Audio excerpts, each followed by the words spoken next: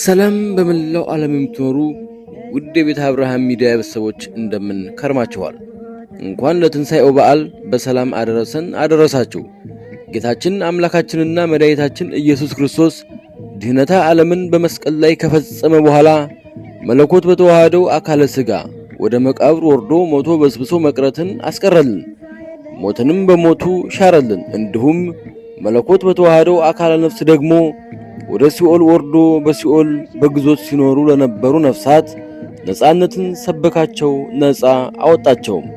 ሞት ሆይ መውጊያ የታል? ሲኦል ሆይ ድል መንሳትህ የታል? አንደኛ ቆሮንቶስ 15:55።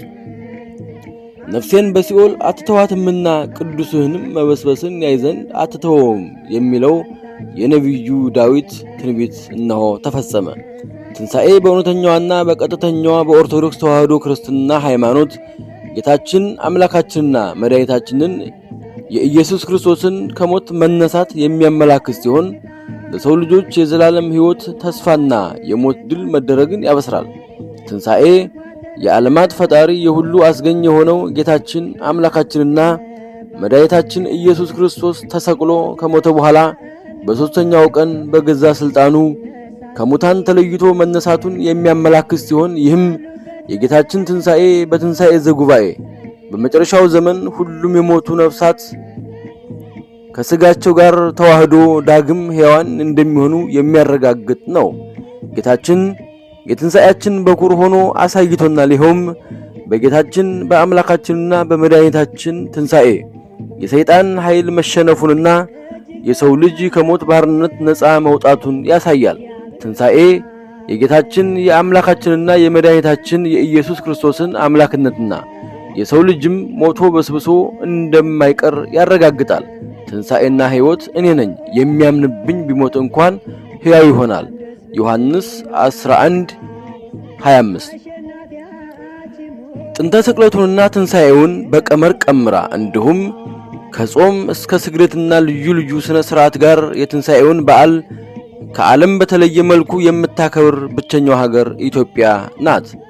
ይህች ሀገር በመጽሐፍ ቅዱስ ቅድስናዋ የተመሰከረላት ቅዱሳንም ከዓለም በፍቅሯ ተስበው የሚሰደዱባት ናት። ለዚህም 9 ቅዱሳን እንደ አብነት መጥቀስ እንችላለን።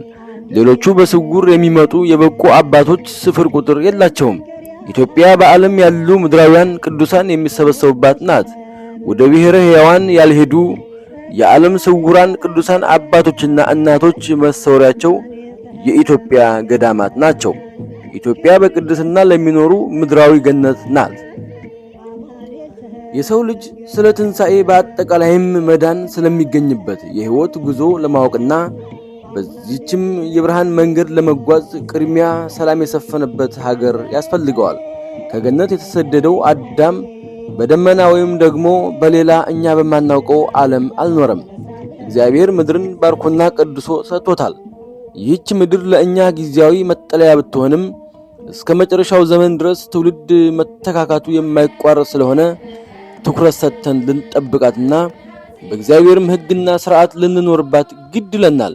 በዚህች ምድር ሰላም ከሌለ፣ ሁካታና ግርግርታ ከበዛ፣ አምባገነኖችና ደም አፍሳሾች ከሰለጠኑባት የትንሣኤው ተካፋዮች የሚሆኑ ትውልዶች ሊኖሩ አይችሉም። አብያተ ክርስቲያናት የሚታነጹት የወንጌል ገበታም የሚዘረጋው በምድር ላይ ሰላም ሲሰፍን ብቻ ነው።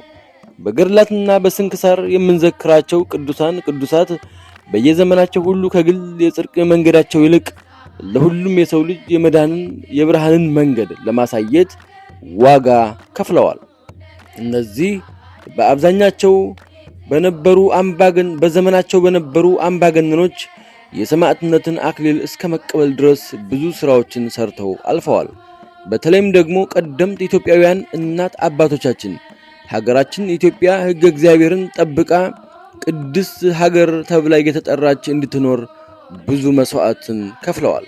ይህም ኢትዮጵያውያን ፈሪሃ እግዚአብሔር እንዲኖራቸው ከእውነተኛው የሃይማኖት እንዳይወጡ በአውሮፓውያን የስህተት መንገድ እንዳይሄዱ የበኩላቸውን ድርሻ ተወጥተዋል።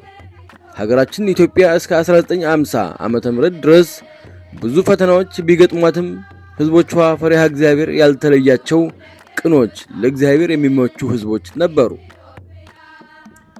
ከዚያም በኋላ የተነሳው ትውልድና ሥርዓት ግን እግዚአብሔርን የሚፈታተንና ከእውነተኛ የኢትዮጵያዊነት መንፈስ በብዙ ምዕራፍ የራቀ ሆኗል። ለዚህ ነው ለዚች ሀገርና ህዝቦች ትንሣኤ ያስፈልጋቸዋል የምንለው። ለሰማያዊ ትንሣኤ የሚያዘጋጅ ምድራዊ ትንሣኤ ያስፈልጋል። ይህም እንዴት ነው ቢሉ ክብሯን፣ ማንነቷን፣ ሞገሷን አጥታ በአምባገነኖችና በሰነፍ ትውልዶች መቃብር የገባችውን ኢትዮጵያን ማውጣት እንዲሁም በዘር፣ በፖለቲካ፣ በጎሳ፣ በቋንቋና ልዩ ልዩ በሆኑ ምድራዊ ረብ የለሽ ክፍፍል የተበታተነውን የሰው ልጅ በማንቃት አንድ በማድረግና የንቃተ ህሊና ትንሣኤ እንዲኖራቸው በማድረግ ነው። እንደዚህ ከሆነ የሀገርም የቀድሞ ልዕልና ክብር፣ የህዝብም አንድነት፣ ሰላም ይመለሳል። የኢትዮጵያ ትንሣኤ የምንለው ይህን ነው። ህዝብን አንድ ማድረግ፣ ሀገርን ወደ ልዕልናዋ መመለስ ነው። ሀገር ሰላም ከሆነችና የሰው ልጅም ተከባብሮና ተዋዶ መኖር ከጀመረ የጽድቅ መንገድ በራሷ ትገለጣለች። አንዳንድ ሰነፎች ስለ ኢትዮጵያ ትንሣኤ መምጣት ስላለበት ስንናገር የእኛ ትንሣኤያችን ነው ክርስቶስ ነው እያሉ አለማስተዋላቸውና የልባቸውን መደንደን ለመደበቅ ይጥራሉ። እነዚህ ሰዎች የማይገናኘውን ያገናኛሉ። ራሳቸውን በአስተሳሰብ መቃብር የወረደ አእምሯቸውን ከማሳነስ ይልቅ ለሌሎች ማዘናገያ መሰናከያ የሚያዘጋጁ ናቸው። ለሁላችሁም ኢትዮጵያውያን መልእክት ስላለኝ ከመንቀፍ ይልቅ በማስተዋል ትመለከቱ ዘንድ አሳስባለሁ። አንደኛ፣ ለሃይማኖት አባቶች እግዚአብሔር እናንተን የበጎች እረኞች አድርጎ እንዳሰማራችሁ ሳታውቁት ይቀራል ብዬ አላስብም። የበግ እረኛ በጎቹን ከነጣቂ ተኩላ የሚታደግ ነው። የሃይማኖት አባቶች የምእመናንን መውጣት መግባት፣ የመንፈሳዊ ሕይወታቸውን ብርታትና ዝለት፣ ሐዘናቸውና ደስታቸውን የምትከታተሉ መሆን ነበረባችሁ። ሆኖም ግን አሁን እንደምናየው አብዛኛዎቻችሁ ከአገዛዙ ጋር በመቆም በምእመናን ላይ የመከራ ቀንበር እያከበዳችሁ ሲሆን፣ እኩሌቶቹ ደግሞ እያንቀላፋችሁ በጎቻችሁንም በተኩላ እያስበላችሁ ትገኛላችሁ። ስለዚህ ሁላችሁም ከጥፋት መንገዳችሁ ካልተመለሳችሁ የሚመጣው ቀን ለእናንተ እጅግ ከባድ እንደሆነ እንድትገነዘቡልኝ እፈልጋለሁ። ማመን ያለ ማመን የእናንተ ፈንታ ነው። አሁኑኑ ከተበደሉት ጎን ትቆሙና ከምድራዊ ገዥም ይልቅ ሰማያዊን ንጉሥ እንድትፈሩ ለተልኳችሁም እንድትነሱ አሳስባለሁ።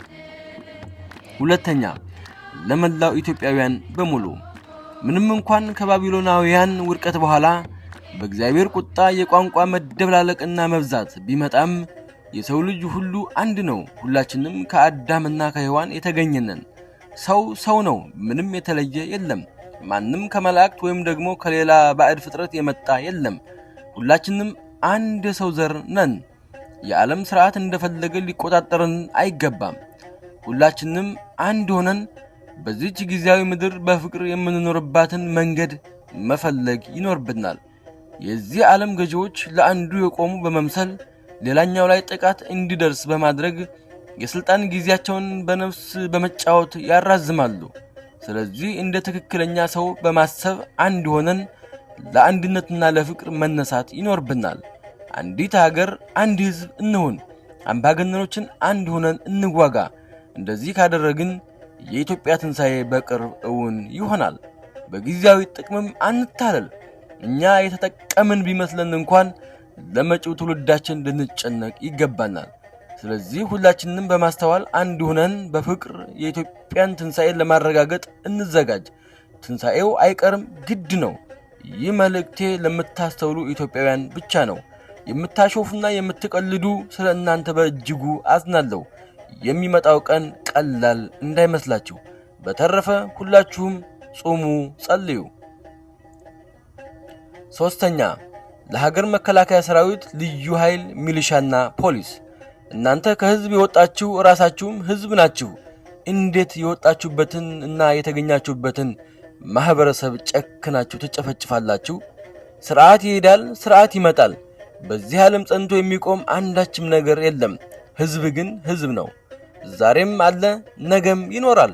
በተለይ ደግሞ መከላከያ ሰራዊት የሀገርን ድንበር የሚጠብቅ መሆን ያለበት የራሱን ማህበረሰብ ያሰቃያልን? የመከላከያ ሰራዊት ለህዝብ መስዋዕት እየከፈለ የሚኖር በህዝብ ዘንድ ተወዳጅ ነበር። ዛሬ ግን በየቦታው ስትታዩ እንደ ጠላት የምትቆጠሩበት ዋነኛው ምክንያት ያለ ቦታችሁ በመገኘታችሁና ከህዝብ ይልቅ ለአምባገነኖች በመቆማችሁ ነው። የሚገርመው ነገር ከህዝቡና ከሀገር ይልቅ ለመንግስት እየታዘዛችሁ አገዛዙ ራሱ ከምንም አይቆጥራችሁም። ከዚህ በፊት በሰሜኑ ጦርነት በትግራይ ኃይሎች የተማረኩ በርካታ ወታደሮችን መንግስት እንደካደ አሁንም ደግሞ በአማራ ክልል በገፍ የሚማረኩትን እንደሚያስተባብል እያወቃችሁ ነው። ይህ የሚያሳየው መንግስት እንደ ዕቃ ተጠቅሞ እየጣላችሁ መሆኑን ነው። ምናልባት ሰምታችሁ ከሆነ ሰሞኑን ኢራን ውስጥ ተመቶ ከወደቀው የአሜሪካ የጦር አውሮፕላን ውስጥ የነበሩ አብራሪና የጦር መኮንንን ለማውጣት አሜሪካ ያደረገችውን ዓለምን ያስደመመ ሥራ አይተናል። ሁለቱንም ወታደሮቿን ብዙ መስዋዕት ከፍላ አውጥታለች። አያችሁ፣ ሌሎች ሀገራት ለመከላከያ ሰራዊት ያላቸውን ክብር፣ እናንተ ግን ወይ ከህዝብ አልሆናችሁ ወይንም ደግሞ አልተጠቀማችሁ፣ በከንቱ መስዋዕት እየከፈላችሁ ነው። ህዝባችሁንም እያሰቃያችሁ የመከራ ቀንበሩን እያከበዳችሁ ነው። ሞታችሁም በስጋም በነፍስም ይሆናል። እግዚአብሔርም በሰማይ ስለ ንጹሃን ደም እንደሚፋረዳችሁ መገንዘብ አለባችሁ። ውድቀታችሁም ከአገዛዙ ጋር አብሮ ይሆናል። ከመጪው የኢትዮጵያ ትንሣኤም እድል ፈንታ አይኖራችሁም።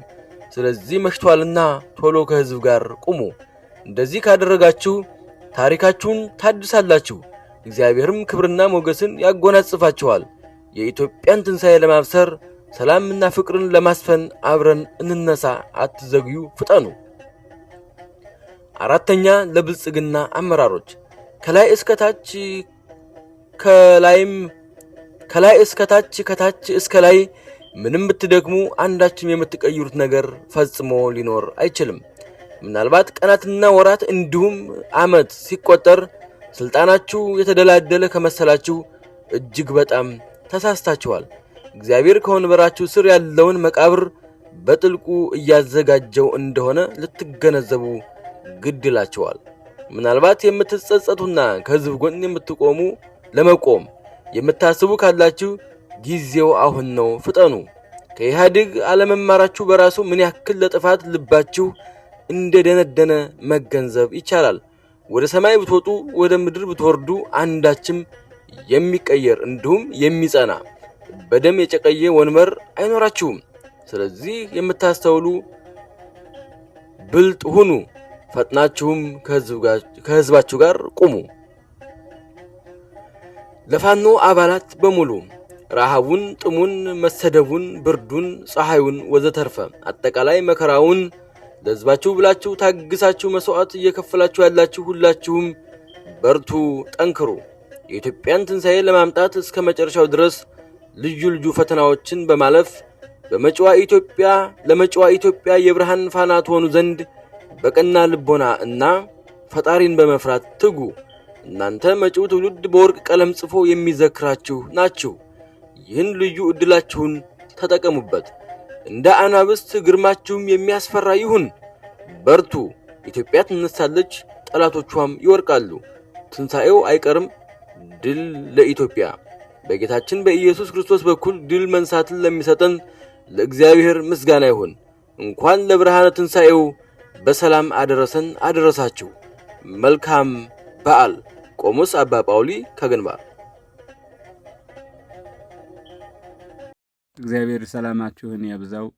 የትንሣኤውን በዓለም የፍቅር፣ የሰላም፣ የአንድነት ያሸናፊ ያደርግልን። እግዚአብሔር ሞትን ድል አድርጎ እንደተነሳ እኛም እግዚአብሔር አምላካችን ለኢትዮጵያና ለሕዝቦቿ እንዲሁም ለሃይማኖታችን ለሁሉም ሰው ለሆነ ፍጡር ለሆነ ሁሉ ድልን መንሳትን ዲያብሎስን የማሸነፍ ድሉን እንዲሰጠን እግዚአብሔር ይጠብቀን። እግዚአብሔር ከዛሬ ዓመት በሰላም ያደርሰን። ሁላችሁም ባላችሁበት አርበኛዎች፣ ወንድሞች፣ ልጆች ሁላችሁም እግዚአብሔር ይጠብቃችሁ። ሰላሙን ፍቅሩን በውስጣችሁ እግዚአብሔር ይላክላችሁ።